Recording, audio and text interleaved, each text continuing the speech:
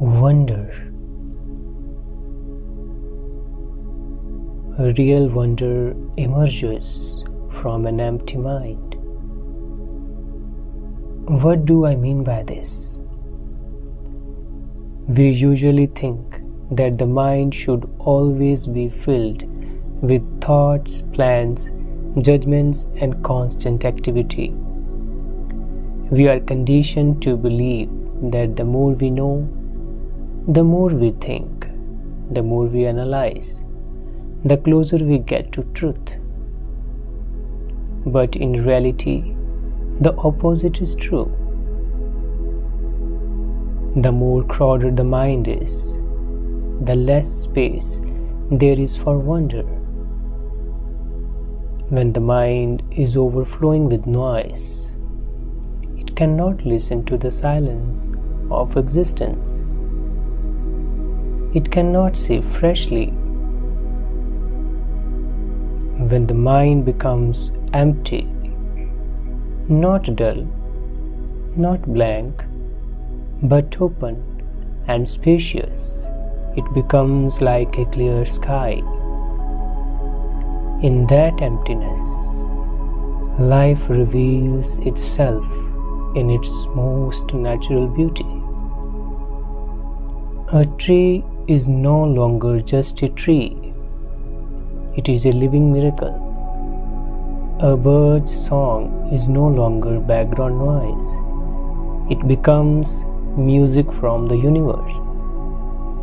The ordinary begins to shine with extraordinary light, and what we usually ignore suddenly becomes sacred. This empty mind is not achieved by force. You don't push thoughts away. Instead, you simply let them settle, the way dust settles in still water. Slowly, the ripples disappear, the clarity appears, and in that clarity, wonder blooms. It is not the wonder of achieving something or gaining something. It is the wonder of seeing things as they are without distortion.